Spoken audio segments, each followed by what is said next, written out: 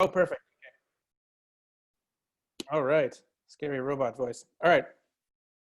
Hi, everybody. Thanks for joining. My name is Scott Listfield. I paint astronauts and sometimes dinosaurs. At least that's what it says on my byline right there. I'm going to tell you a little bit about why I paint astronauts, what my background is, where I come from, and then I guess at the end, you guys can ask me any questions that are a little bit more specific about your interests. So this is the very first astronaut I ever painted, way back in 1999, which is approximately 100 years ago. I went to college. I went to a liberal arts college, not an art school, but I ended up studying art there. And it was not, when I got to college, it was not really what I intended to study. But I'd always had a passion for doing art, and once I got to college, I quickly became very serious about it and realized it was what I wanted to do. I graduated from college in 1998 with a degree in art that unsurprisingly did not score me an immediate slew of jobs.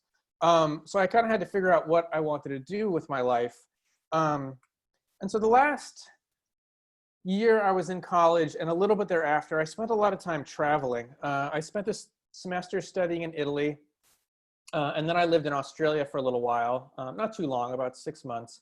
But I spent a lot of time at a kind of young, formative age traveling the world a little bit. That's Chewbacca. I don't know, I decided to paint Chewbacca one day.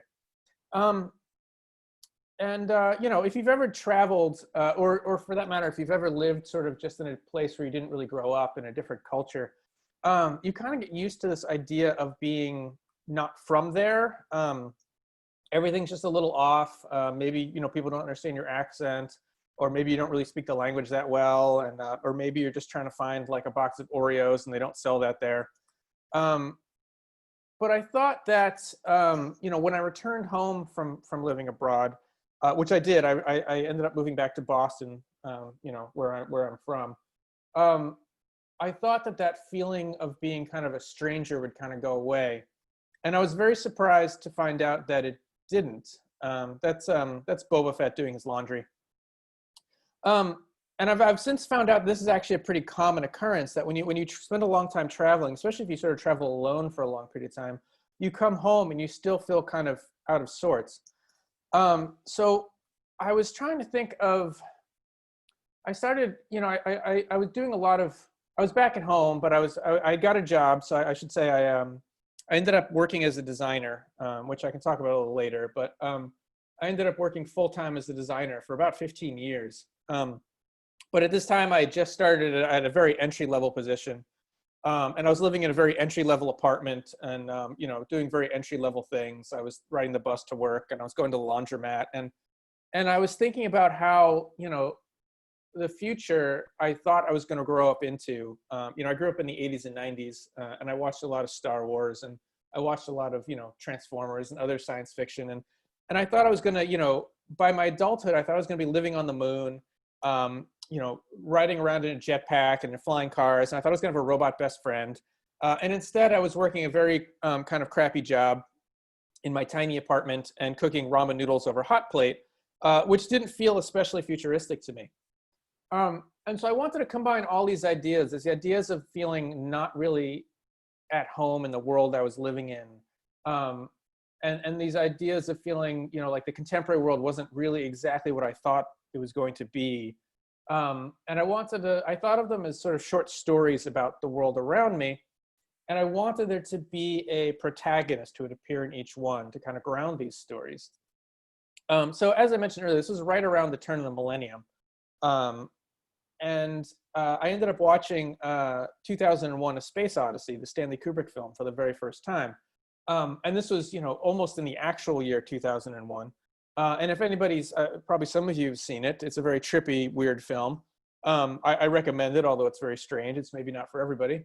But that movie came out in 1969, which even back in, 1999 felt like a long time ago. And yet the movie felt really, really futuristic, and really, really surreal. And it kind of hit me right then, looking around my tiny, crappy little studio apartment in Boston, that these paintings I wanted to make, the character I wanted to portray in them was this idea of an astronaut that I thought I was going to be, the astronaut kind of from the fictional 2001. And I wanted to take that astronaut and plunk him down in kind of this real version of the actual 21st century and have that astronaut sort of explore this world.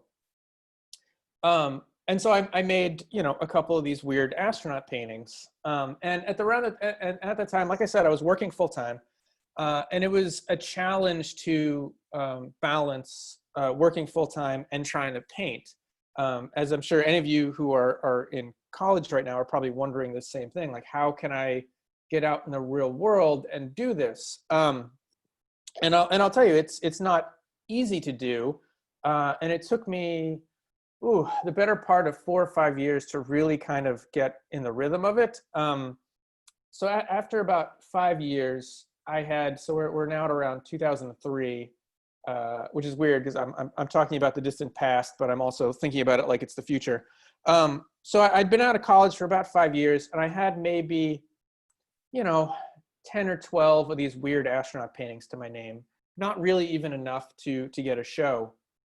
And I think at that time I had shown a couple in like a coffee shop, and I'd done some sort of small level art shows, which is great. That's kind of the way you get things started.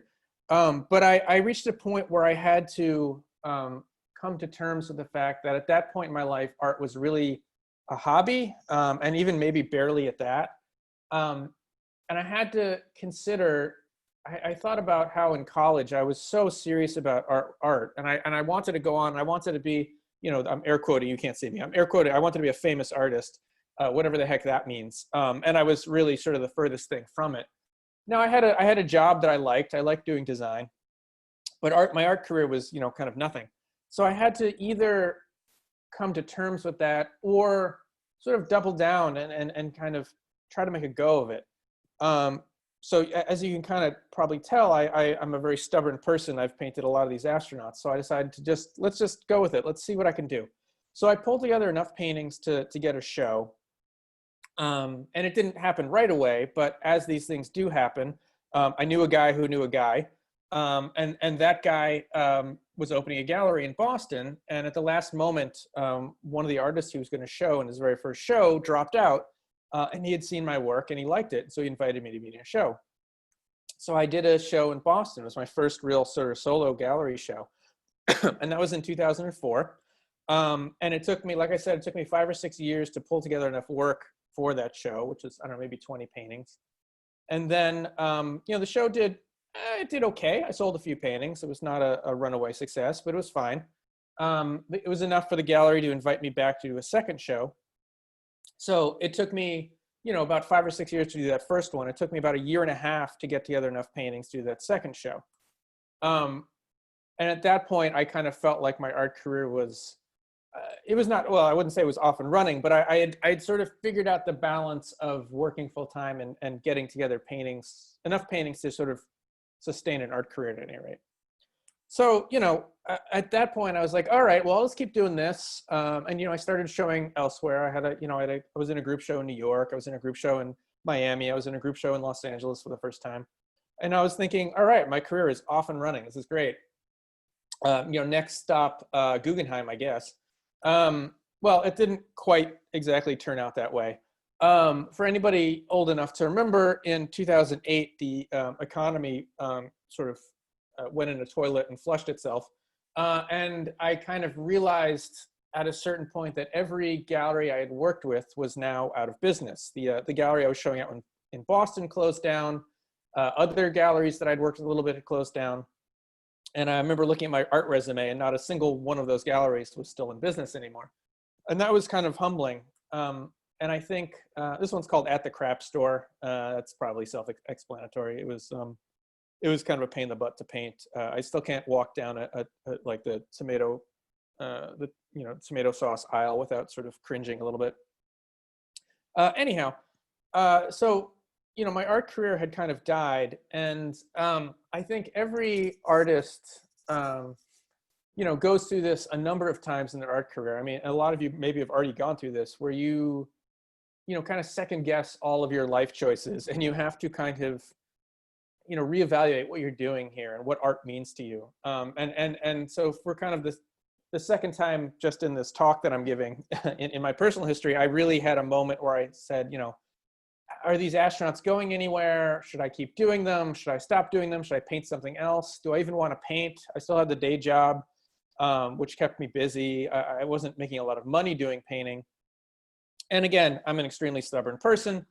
And so I decided to say, screw it, I'm going to keep painting these weird astronaut paintings. And not just that, it wasn't just stubbornness. I kind of felt like I had something to say with these paintings, which maybe at the beginning I was just doing them a little bit as a lark, but they sort of quickly developed a kind of language of their own. And I felt like I was telling these stories and I wanted to tell them to somebody. So despite the fact that my art career at that moment was relatively dead, I kept making these paintings, even if I wasn't showing them. And so this was, we're now getting into like 2009, 2010 territory, where, the internet obviously had been around for a while, but social media was becoming a much more important presence.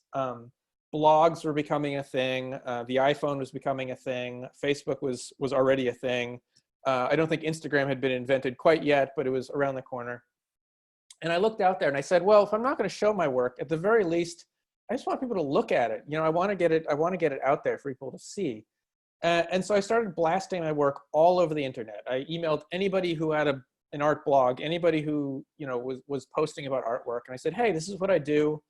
Do you like it? And, I tried approaching galleries online and gotten, largely tumbleweeds and crickets. But the art blogs and the whatever that scene was at the time, people were interested in my work. They wrote me back and they said, sure, I'll post your work. And so slowly but surely, I built this sort of internet following of my work. And so around 2010, I emailed a gallery in Los Angeles called Gallery 1988 that specializes mostly in sort of pop culture themed artwork. They do they'll have a show about Ghostbusters, or they'll have a show about WWE, or they'll have a show about movies and TV shows and things like that. And they'd been on my radar for a long time. And I emailed them, and again, this almost never works. This is I painted the Spice Girls. This is very exciting. It was for my first big London show. Fulfilled a lifelong dream of mine to make a Spice Girls painting. So at any rate, I emailed this gallery in Los Angeles, Gallery 1988, and much to my surprise, they emailed me back almost immediately and said, "Hey, we know your work. We've seen it all over the internet." And for anybody who's in college right now, who's been on Instagram most of their life, maybe that seems kind of unsurprising that, of course people have, maybe you've been posting your work for a long time, but for me, it was kind of revolutionary. I was an artist in Boston that, had a career that died 2 years ago. And here was this gallery in LA that totally had heard of me because they saw me online. So that was kind of amazing. So I sent them a couple paintings and I was in a group show with them. And they do these enormous group shows, like 100+ artists. So I sent them some work. And to be honest, the first batch didn't do super hot, but they invited me back to do a second show. And at that point, I really sort of looked at what the other artists they were showing were doing and what kind of their price point was and all of that. And I sent them a couple of smaller paintings that I thought would fit in with the show better. And both my paintings sold. And they invited me to do another show, and that one sold.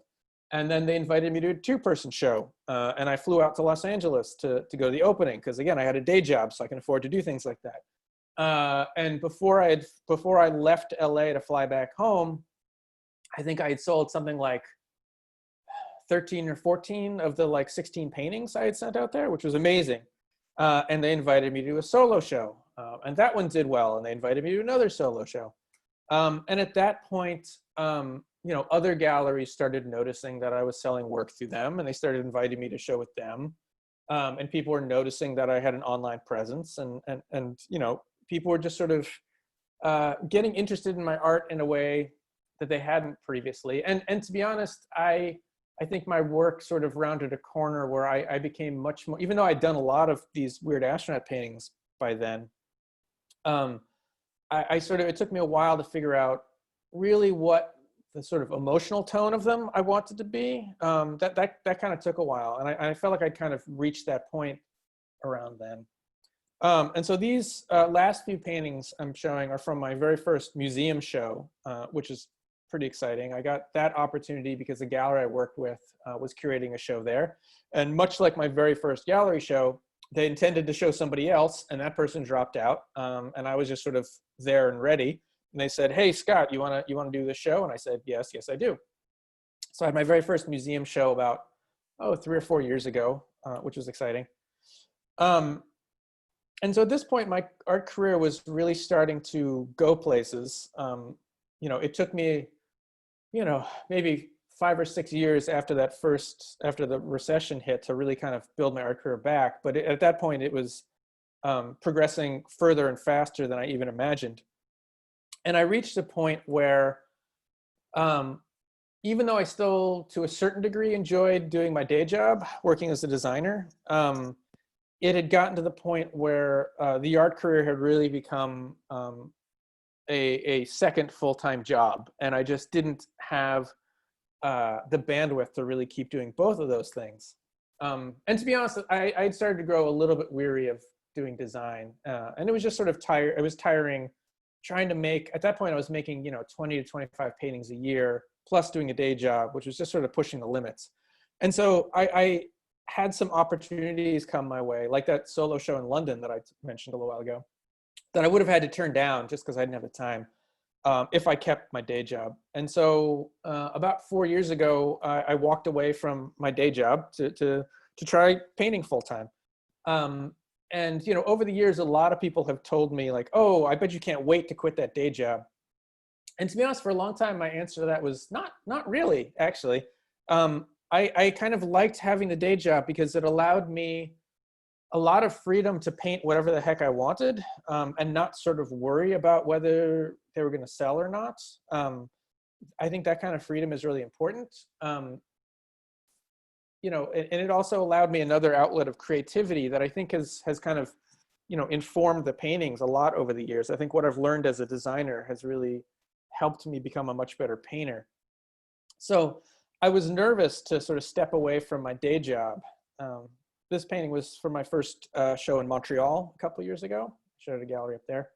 I was nervous to leave the day job, and for a couple of reasons. One, the obvious one, money. I was, at that point, I was selling a lot of paintings, but I had no idea if I could sell enough to, pay my rent. I just didn't know if the economics of it would work out. But the other reason I was really nervous is it's obviously a very different thing to paint 2 or 3 hours a day versus painting 8 or 10 hours a day.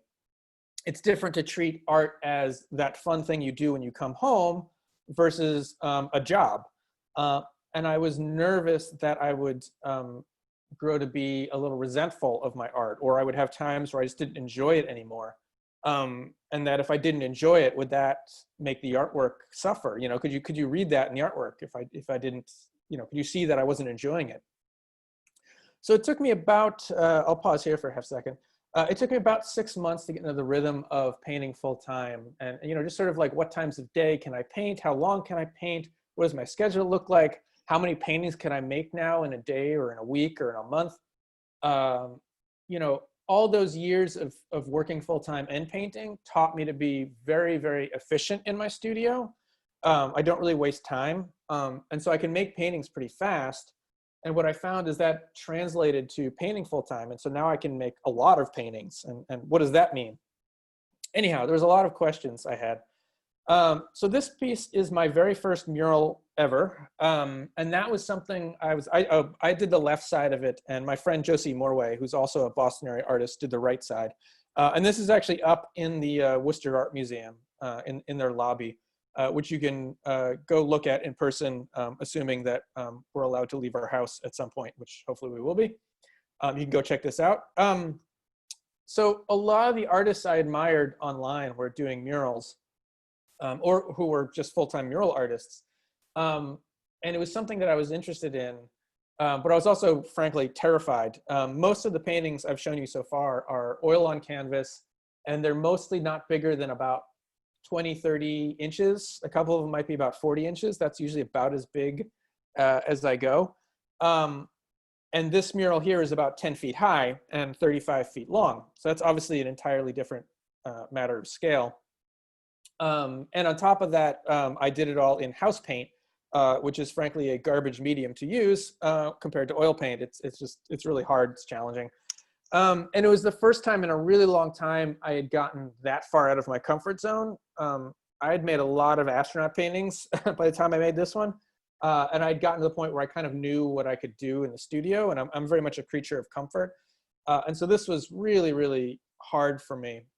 But it was also, it was exciting. I think it's kind of a whole new avenue for me to explore. And I love the fact that murals kind of exist out in the real world, like people interact with them. I mean, this one obviously is in a museum, like I mentioned, but a lot of them are, out on the streets, just out in people's neighborhoods. And that's such an exciting way to think about art. That's very different than, kind of having artwork that lives only in a gallery or only online. This is the second mural I ever did. This one's in an office in Denver. And this one just about killed me. I had a flight home that I needed to catch. And so I had a week to do this. And I so I was working 12 to 14-hour days, getting it done, climbing. You can't totally see it, but there's this really rickety scaffolding on the left side there that I had to climb up, which, after having worked a 14-hour day was somewhat nerve-wracking. So that was exciting, but also completely horrifying, and it made me wonder whether murals are a thing I want to continue to do. This was from one of my last big shows in Los Angeles about 2 years ago. And around this time, like I said, I left my day job and I was painting full time, and I was making a lot more paintings, and I was really it allowed me to think about the paintings very differently. Each individual show I started thinking of as a different chapter in this book I was telling, and it allowed me some freedom to really kind of explore some different ideas with each chapter. So with each show, I started doing some very different things. And so in this show, I started incorporating some obviously like very unnatural colors and some design elements. And the show was called 1984 and was very much about the book 1984, but was also about the aesthetic of the 80s. And it allowed me to have a lot of fun, incorporating some of those things I learned as a designer into my paintings. Because I'm even though I'm a representational painter, the world I paint doesn't need to be strictly realistic. I was realizing I could kind of paint whatever I wanted into these paintings. Like Phil Collins, for instance, that was fun. So this to me, this felt like sort of a turning point for me in my work, both because I started, it was a little bit of a political show, but it was also kind of not a political show.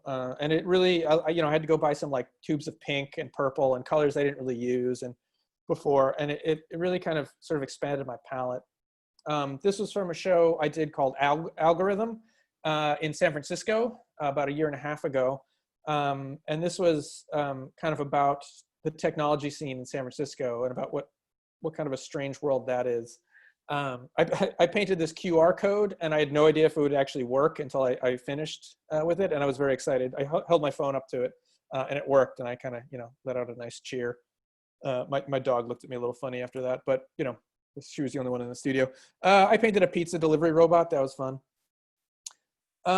This was from a show I did in Portland, Oregon, at a gallery called Antler that specializes somewhat specifically in animal-themed artwork. But I've enjoyed painting animals over the years. And so this kind of let me explore a nice opportunity to flesh out some animals as sort of secondary characters. Most of my paintings just have an astronaut in them.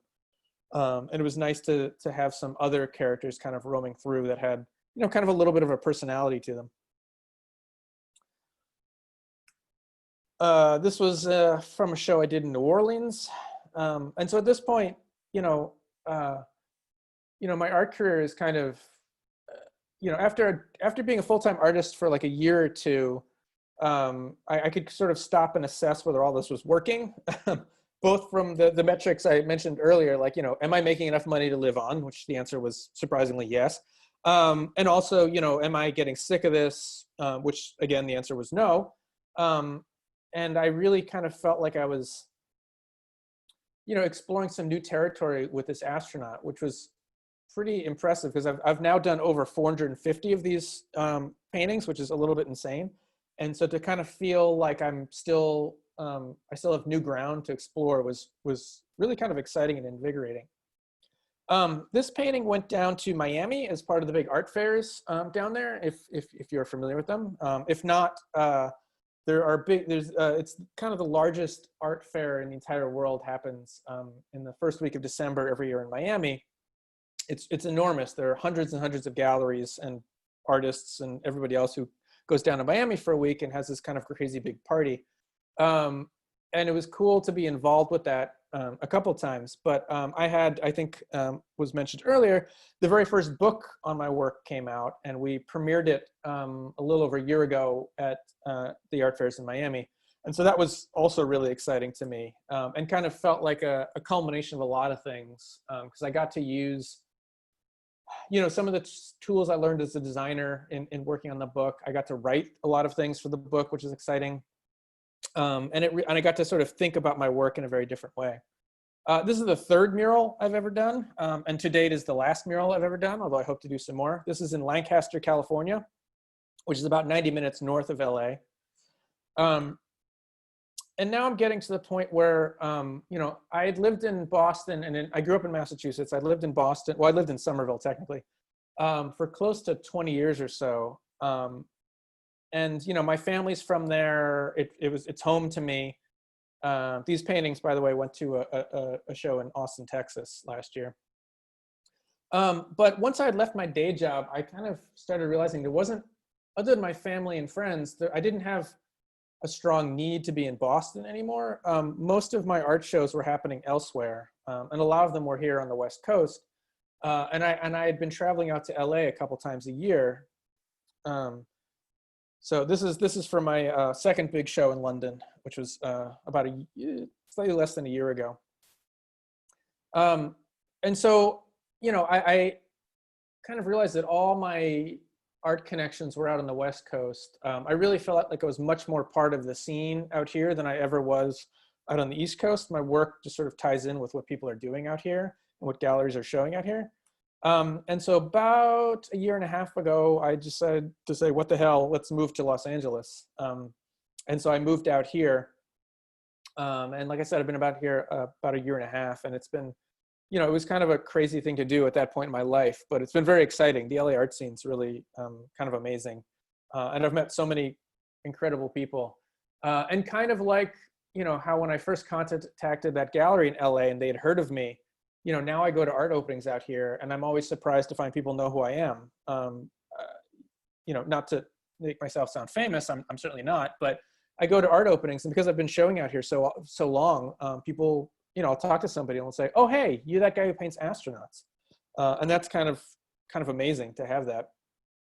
So this painting is a commission piece, and I don't do a lot of commission pieces, but this one was, it was a guy who reached out to me on Instagram who happens to be a professional wrestler. And has something like 4 or 5 million followers. So I, thought that might be kind of a fun thing to do. And so I'm going to wrap up my talk shortly. This was from my last big solo show, which was in Australia. It was at a gallery in Melbourne last October. And this was exciting to me because as I mentioned, back at the beginning of my art talk, one of the places I lived long ago that inspired my earliest astronaut paintings was I lived in Australia for a little while. And so it was very cool to make some work that was kind of about Australia, and then to get to go back there was also pretty exciting.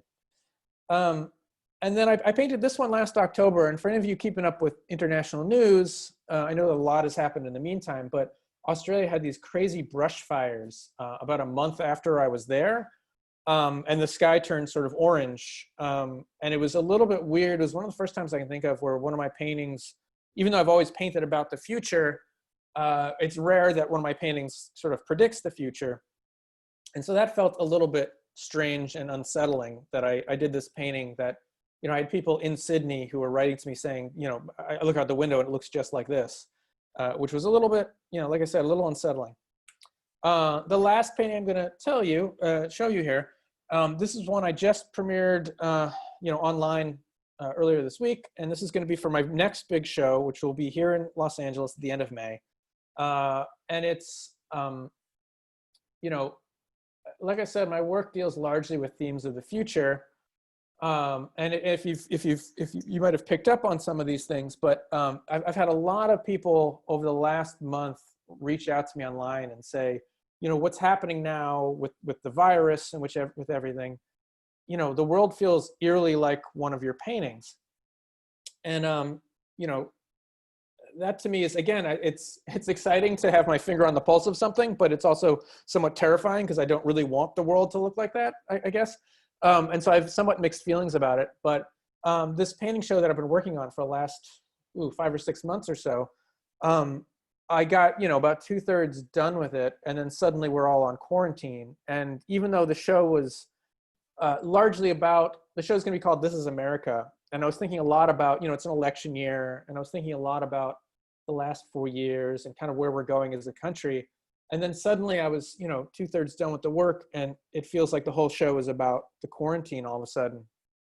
And I've been thinking a lot about what I want to say about this time we're living in and kind of what it all means and how it, is mirrored back in my work. And I guess I don't really know, except that this work feels, it feels very relevant in a way that it didn't. I like to think my work is relevant, but it feels way more relevant now than it did even a month ago. And so I'm both excited and nervous to see, where all of us end up.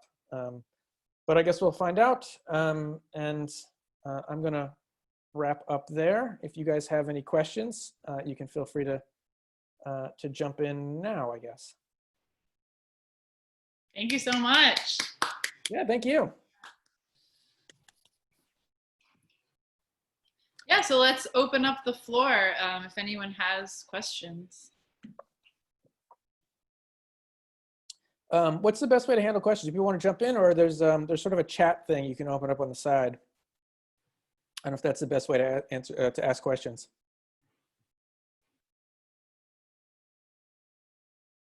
Anthony had mentioned one question. I hope Scott will discuss an aspect of cynicism in his work. Interesting. I'm not sure what Anthony means exactly by cynicism. I think, I don't think of myself as a cynical person exactly. I think of my work, it's kind of it's weird. I've been thinking about this a lot. My work sometimes feels both happy and sad at the same time. And I think it sometimes feels very cynical and very optimistic at the same time. I think I depict a vision of the future that can be seen as kind of dark. And maybe that's what you mean by cynicism. But I also think there's sort of a weird optimism to my work. I think it's kind of haunting but beautiful at the same time. And I think of my work in a lot of ways as a bit of a warning. Maybe warning's not quite the right word for it, but I think, like I said, I paint a lot about the future, and that's informed largely by, a lot of movies and TV shows and things I've grown up with that depicted the future, and Mad Max and Terminator and even like Wall-E have these like visions of the future, and I try to mirror that back in my work in a way that's both, frightening, but also kind of funny sometimes, and also kind of weird sometimes, and also kind of playful. I like playing with that idea. But I do it in a way that I hope that people realize that, things can still change. You know, I depict this future that is changeable. We don't need to be living all in the desert, hunting for water and fuel in 30 years. The future is still open to interpretation. And so that's why I consider my work, somewhat optimistic. So, yeah, I don't know. I don't, everyone interprets it differently. I can see some cynicism in there, I guess. Scott, thank you for that answer. And thank you so much for being here for my students and everyone else. Sure. Marvelous presentation. Thank you. Great. Thank you. I was just asking the question because it seemed like in most of your paintings, it's almost like the astronaut is sort of a dispassionate observer, like walking through a museum, looking at dioramas of human habitation, like with a wall of glass between the astronaut and the people.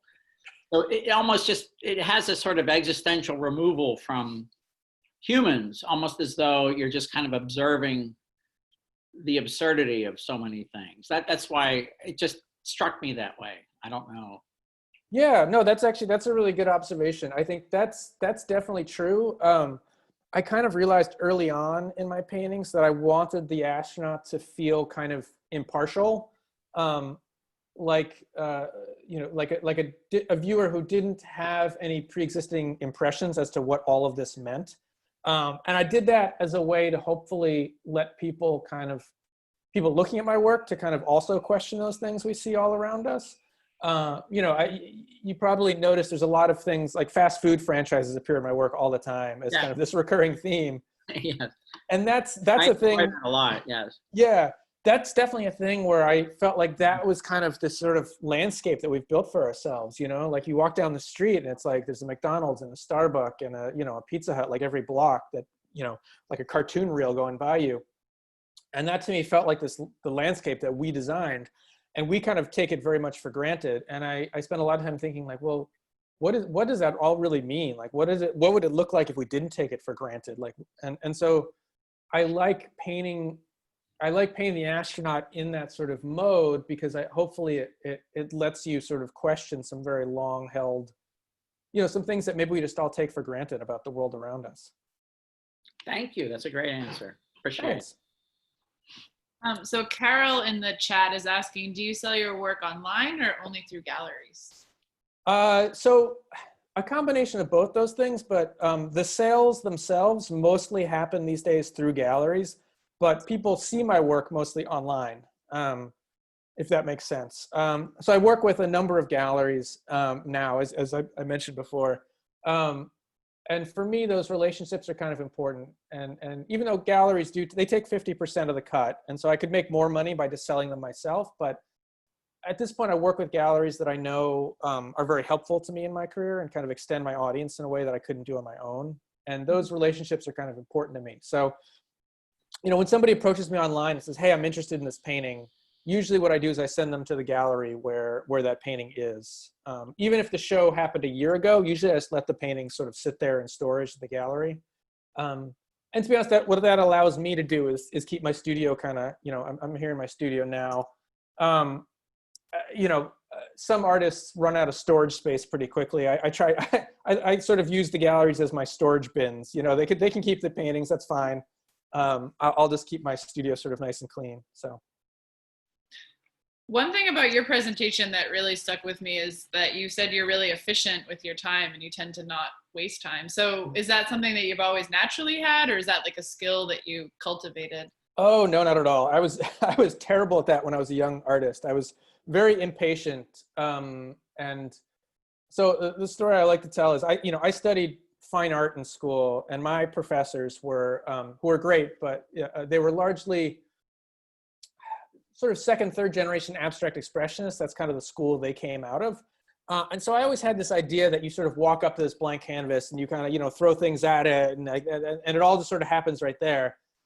Meanwhile, my wife, who was my girlfriend at the time, she studied illustration in school, and so she studied a totally different way of making art. She did a lot of research, she did a lot of prep work, she did a lot of sketches on hand, and she looked at me like I was a total moron because I was just stepping up to these canvases and trying to paint an astronaut, and then I'd have to move it an inch and repaint the whole thing, and it would take me a year to make a painting because everything had to get moved all the time. And so I learned from her to do a lot more research up front, figure out what the painting is going to be before I kind of get there. And then the other step was really kind of learning to be patient. And I was a very impatient person when I was younger, and it's really been a thing I've learned to do over the years, is to be patient with the artwork.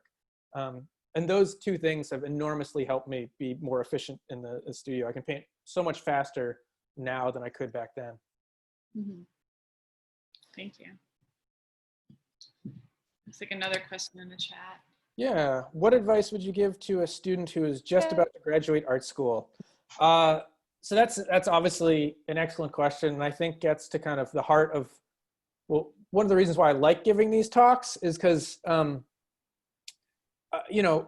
have maybe a different background, a different story than a lot of people who come in and talk at the college level. I don't have any sort of, I went to college obviously, but I don't teach. I don't have an academic background. I'm not in that world, and my world is, my story is a little bit different. So the advice I would give, let me try to organize it. I usually have like three things. The first one is it's important to, and some of these are really obvious, like almost to the point of being stupid, but it's important to keep making artwork. And that can be however you end up doing it. Because it's, when you get out of school, there's going to be a million roadblocks in your way to making art and continuing to do something creative. And I'm saying art, but that can be any sort of creative pursuit that you want to do. You know, those roadblocks can even be like, oh, hey, they just released new episodes of Tiger King on Netflix, and I really want to sit and watch that. You know, that can be an obstruction, like you sit on the couch watching TV instead of doing work.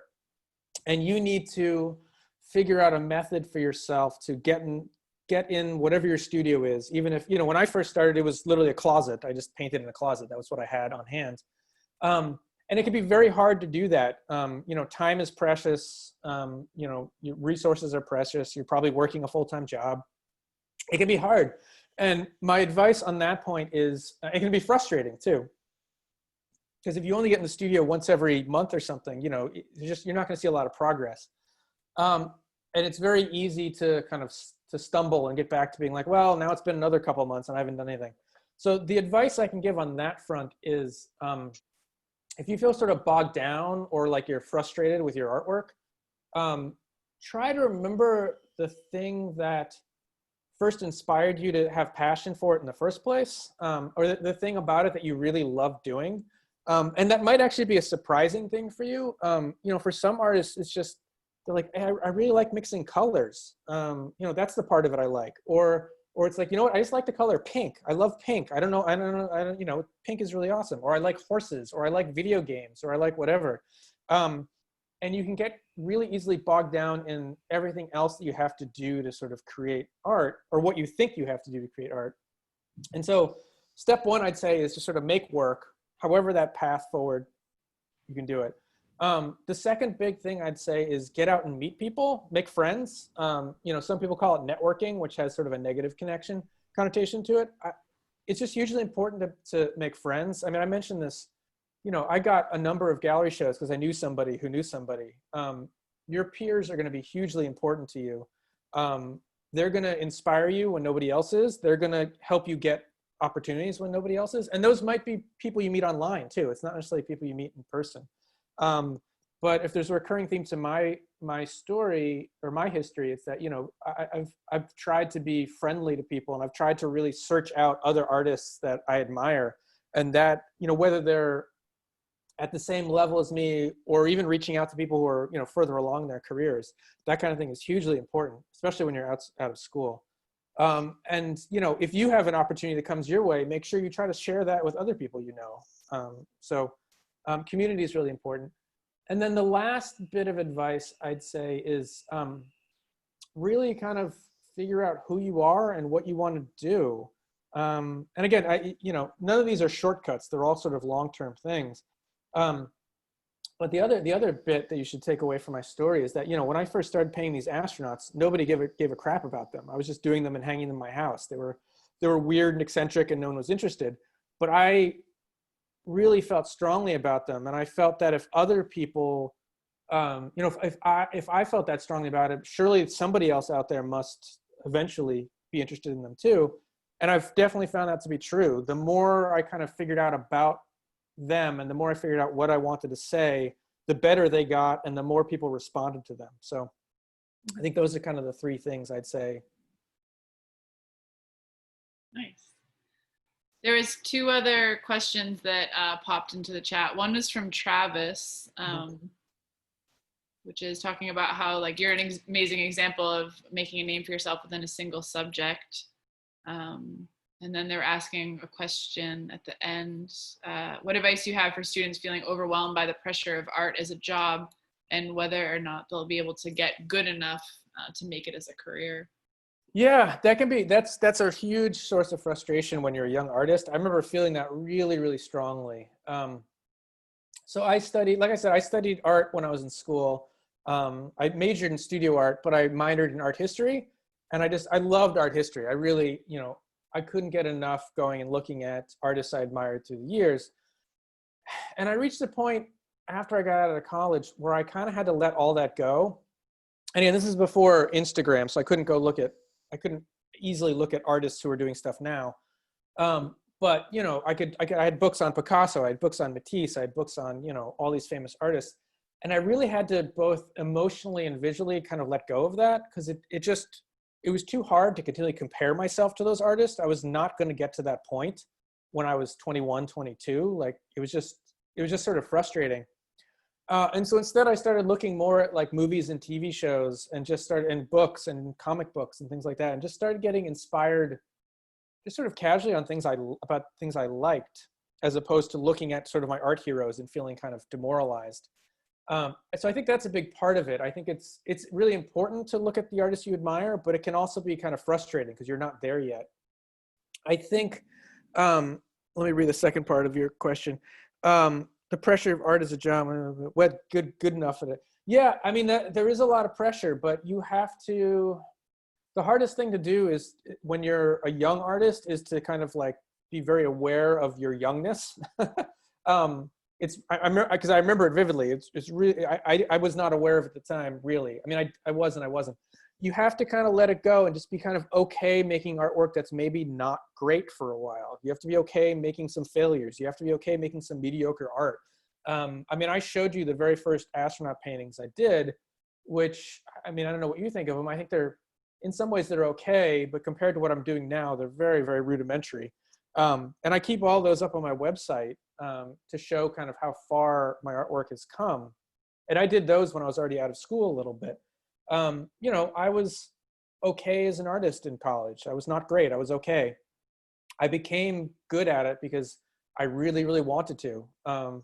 And at the end of the day, I think, you know, most people in the arts realize art isn't a talent. It's a skill. It's a skill you work at. And this goes back to my point earlier. Keep yourself motivated. Keep yourself pumping out work, even if you don't think it's great. One day you're going to wake up and do something and realize, well, maybe you won't realize it's great, but somebody else will come by and tell you that that's really great.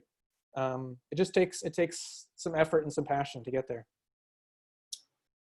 Thank you. Another question that popped into the chat was about specifically taking internships. So do you think it's necessary for art students to take internships before they graduate?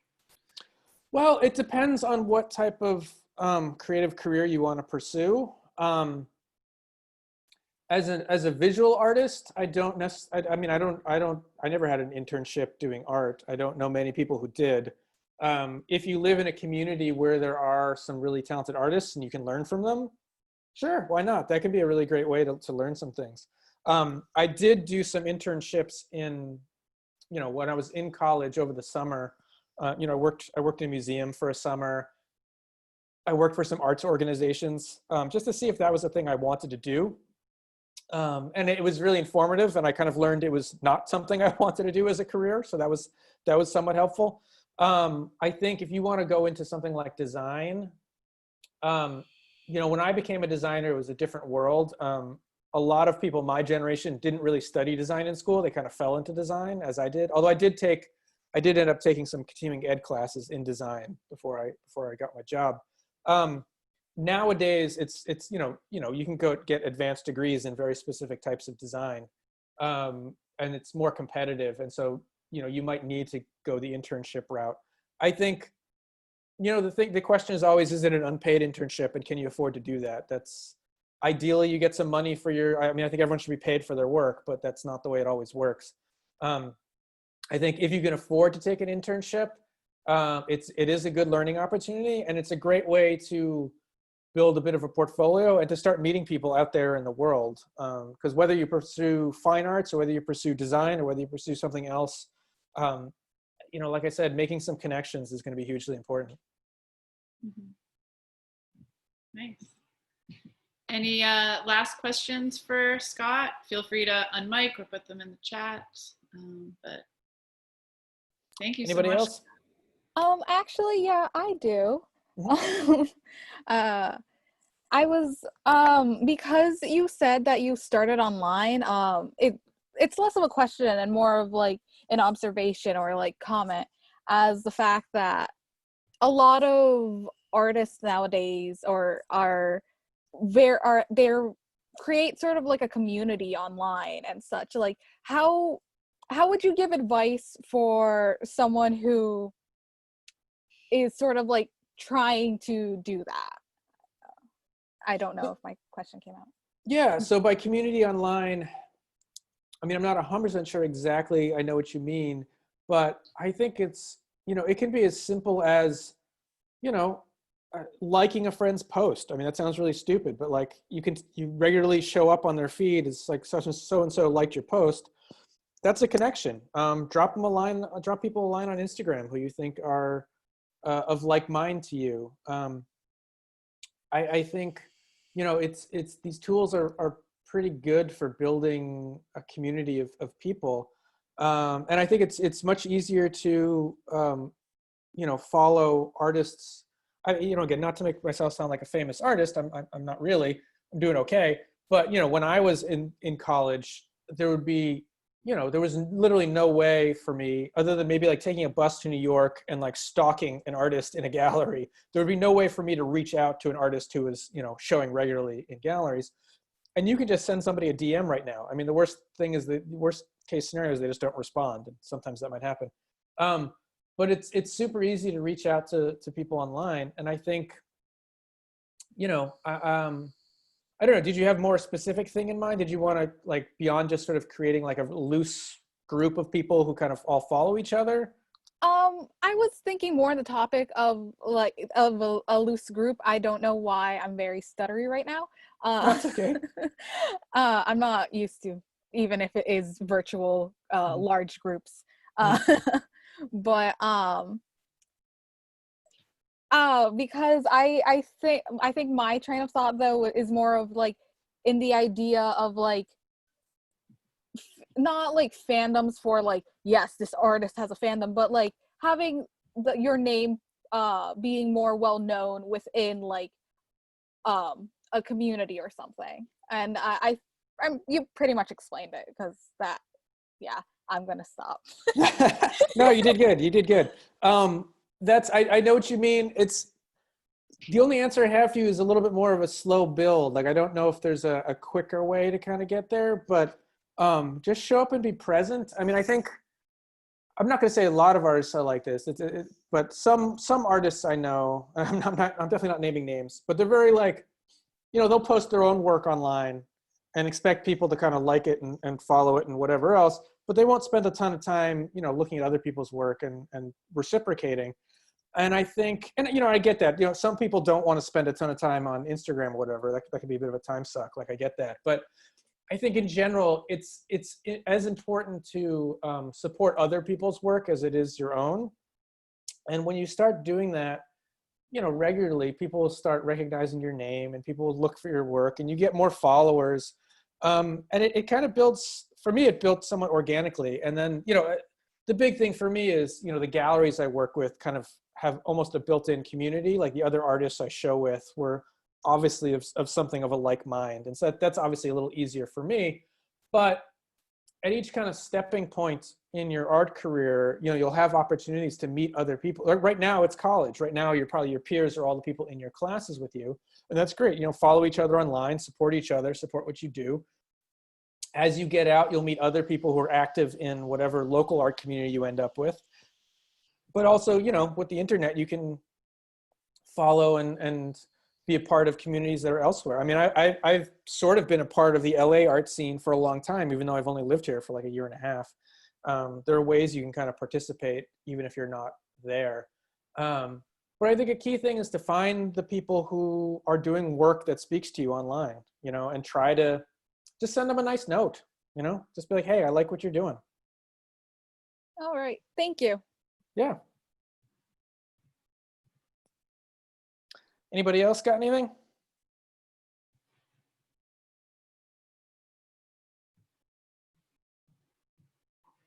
Nope. Nice. Yeah, I think a lot of like kind of echoes of what you've said tonight is just this idea too that it takes time, it takes patience, it takes momentum, it grows over time. So thank you for your insight into your process and how you've been able to grow your audience. And I really appreciate your time that you spent with the CVPA students today. So yeah, well, thank you everybody for coming and listening to my talk. I appreciate you listening to me babble on for close to an hour now. I'm pretty easy to find online. My name's Scott Listfield. My website's astronautdinosaur.com. If you have any further questions, shoot me an email or a DM somewhere. Nice. Thank you so much. Yeah, thanks everybody. Thanks for coming. Oh. I don't know if I should just end the room. This is my first time ever hosting a virtual event, so I'm learning too. Yeah, the ending of these things is always kind of weird. It's always like, do I just close the window and like shut it off, or like, I don't know. You did good. Thanks. Yeah, your email, I can share that, right, Scott? Are you okay with that? Sure. Or is there a certain email that you want to share? My email address? Yeah. Sure, I'll type it in the chat.